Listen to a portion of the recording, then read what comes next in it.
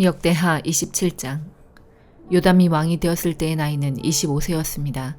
그는 예루살렘에서 16년 동안 다스렸습니다. 그의 어머니는 사독의 딸 여루사였습니다. 요담은 그의 아버지 우시아처럼 여호와께서 보시기에 옳은 일을 했습니다. 그는 그의 아버지 우시아처럼 향을 피우려고 여호와의 성전에 들어간 일은 없습니다. 하지만 백성은 계속해서 악한 일을 했습니다.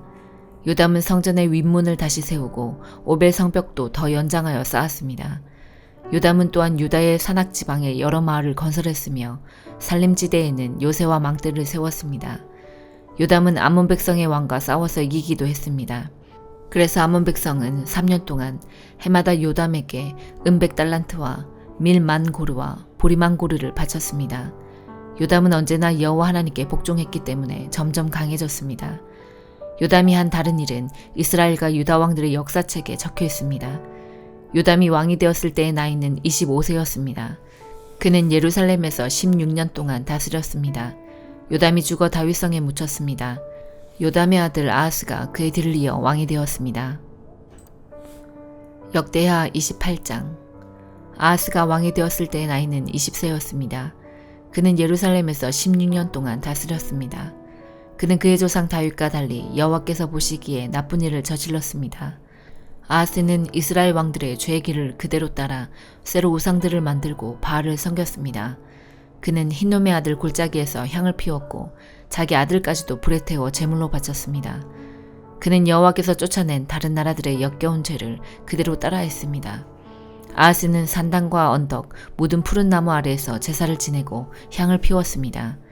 그래서 하나님께서 아람 왕으로 하여금 아하스를 물리치게 하셨습니다.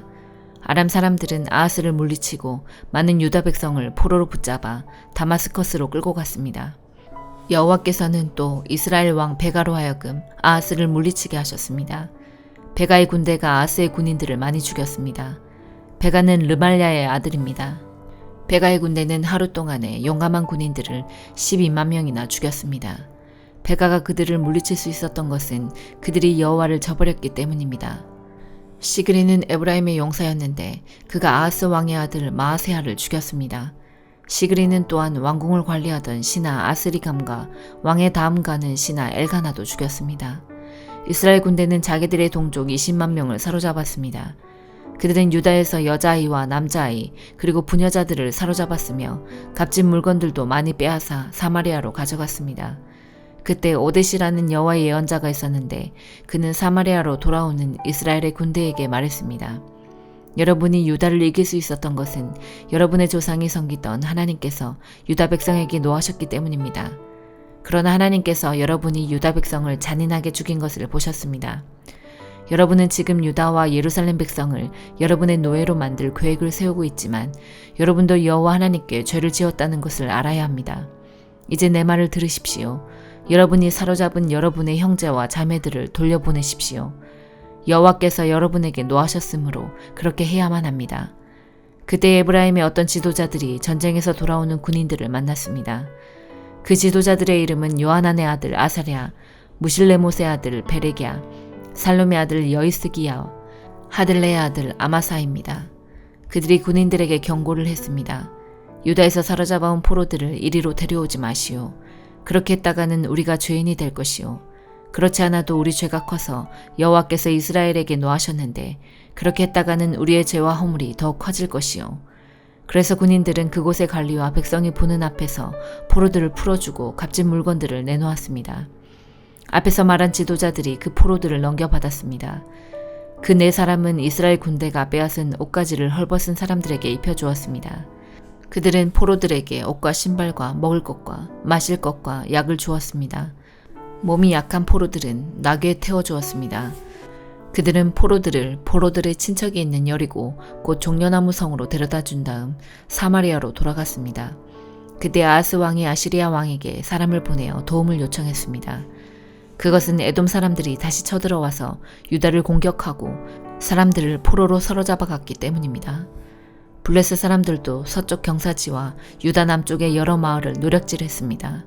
그들은 베세메스와 아얄론과 그데롯과 소고와 딥나와 김소와 그 주변 마을들을 점령하고 거기에서 살았습니다. 여호와께서 유다에게 재앙을 내리신 것은 그들의 왕 아하스 때문입니다. 아하스는 유다 백성으로 하여금 죄를 짓게 했습니다. 그는 여호와께 복종하지 않았습니다. 아시리아의 디글랏 빌레셀 왕이 아하스 왕에게 왔지만 그는 아하스를 도와주기는커녕 오히려 더 괴롭혔습니다.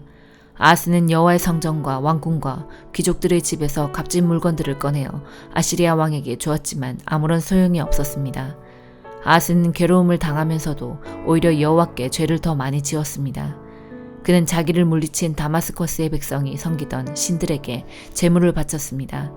그러면서 그는 아람 왕들이 섬긴 신들이 그들을 도와주었으니 내가 그 신들에게 제물을 바치면 신들이 나도 도와주겠지라고 생각했습니다.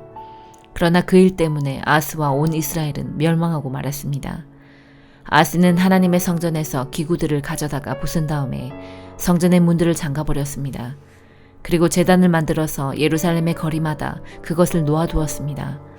아하스는 유다의 마을마다 다른 신들을 섬기는 산당을 만들었습니다. 아하스는 그의 조상들이 섬기던 여호와 하나님을 크게 노하게 만들었습니다. 아하스가 한 다른 일은 처음부터 끝까지 유다와 이스라엘 왕들의 역사책에 적혀 있습니다. 아하스가 죽어 예루살렘 성에 묻혔습니다. 그러나 이스라엘 왕들의 무덤에는 묻히지 못했습니다. 아하스의 아들 히스기야가 그의 뒤를 이어 왕이 되었습니다. 요한계시록 14장. 그에 나는 어린 양을 보았습니다. 어린 양은 시온산에 서 있었습니다. 그 곁에는 이마에 그분의 이름과 아버지의 이름이 새겨진 14만 4천 명이 서 있었습니다. 그리고 폭포 소리 같기도 하고 큰 천둥 소리 같기도 한 소리가 하늘로부터 들려왔습니다.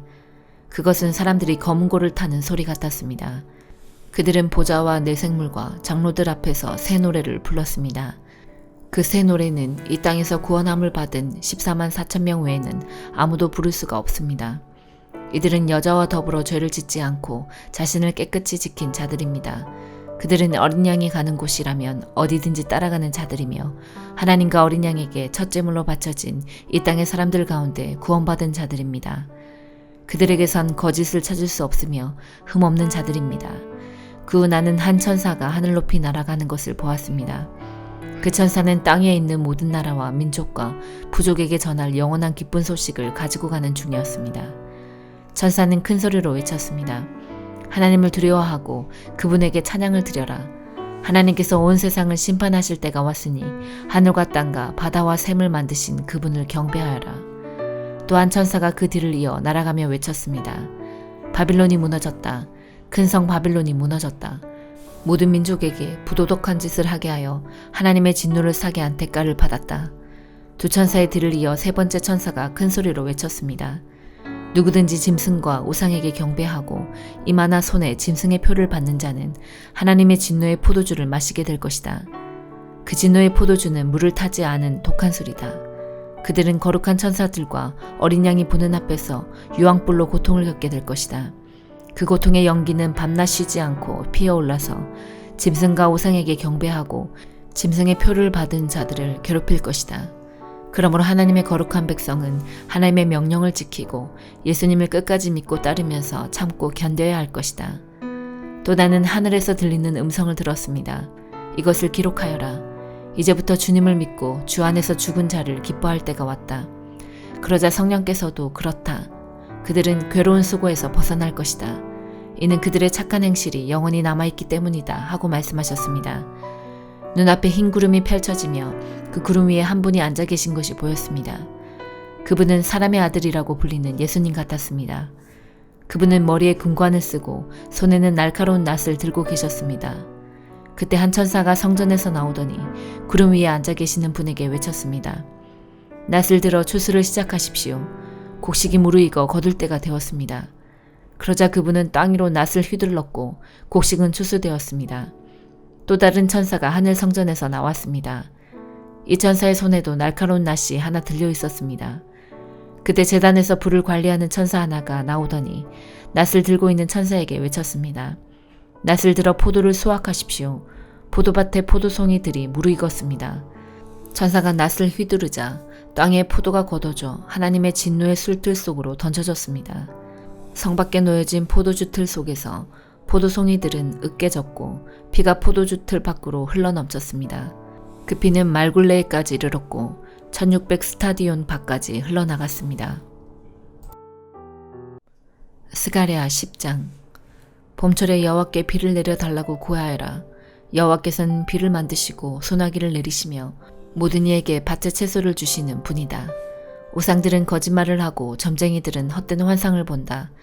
그들은 거짓꿈 이야기를 하며 헛된 말로 위로한다. 그러므로 백성은 길을 잃은 양과 같고 목자가 없으므로 고통을 당한다. 내 분노가 목자들을 칠 것이며 내가 그 순념소들을 칠 것이다. 왜냐하면 만군의 여호와께서 그의 양떼 유다 족속을 방문하셨고 그리고 그가 그들을 전쟁의 영광스러운 말처럼 두셨기 때문이다.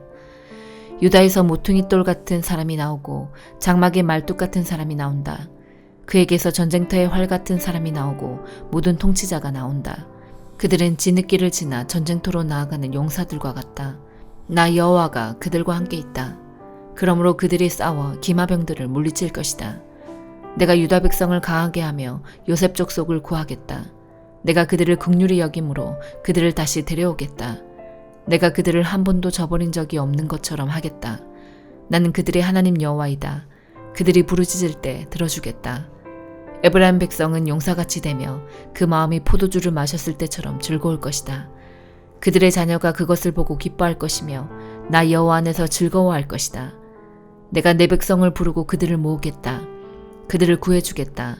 그들은 옛날처럼 그 수가 많아질 것이다.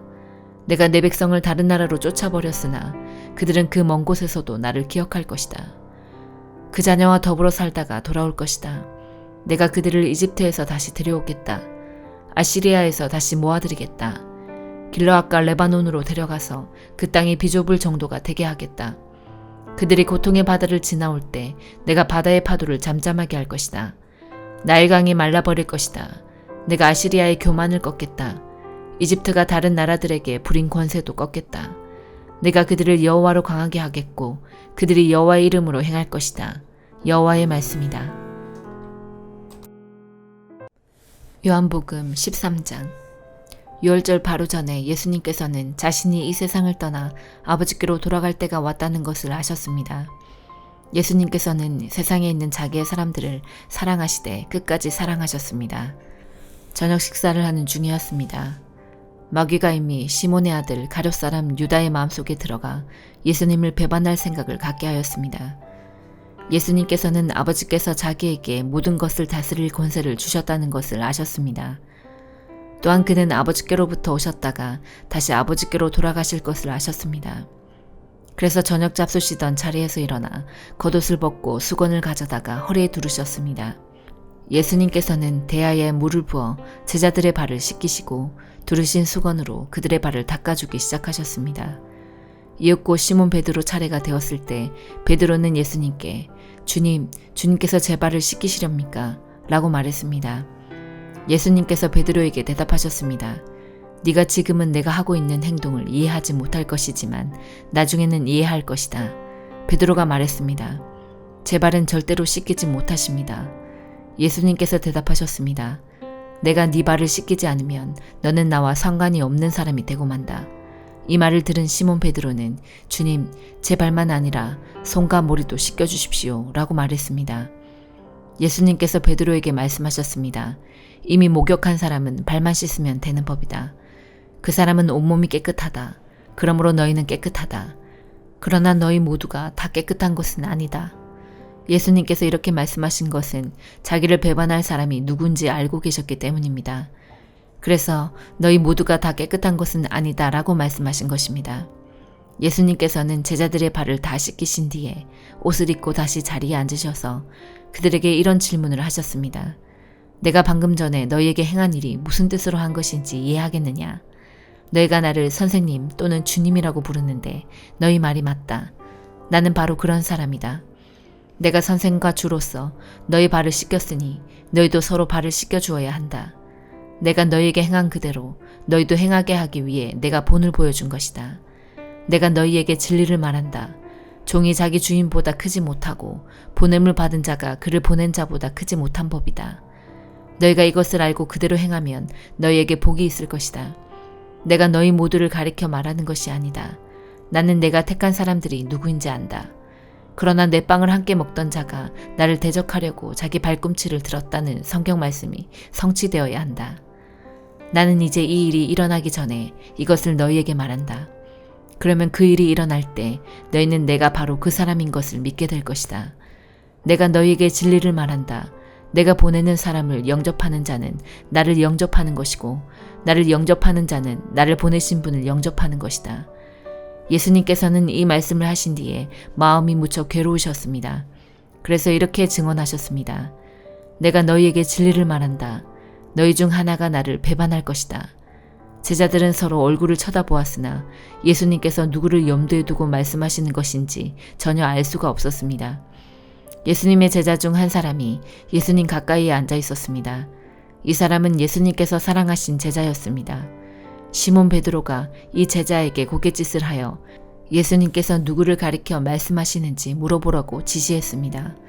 그 제자가 예수님 옆으로 가까이 다가가 물었습니다. 주님, 그가 누구입니까? 예수님께서 대답하셨습니다. 내가 이 빵을 접시에 찍어주는 자가 나를 배반할 자이다 하시면서 빵 조각을 집어서 접시에 찍어 가룟 사람 시몬의 아들 유다에게 주셨습니다. 유다가 빵 조각을 받자마자 사탄이 그에게로 들어갔습니다. 예수님께서 유다에게 말씀하셨습니다. 네가 하려는 일을 빨리 하여라. 거기 앉은 사람 중에는 예수님께서 유다에게 무슨 뜻으로 이 말씀을 하셨는지 이해한 사람이 없었습니다.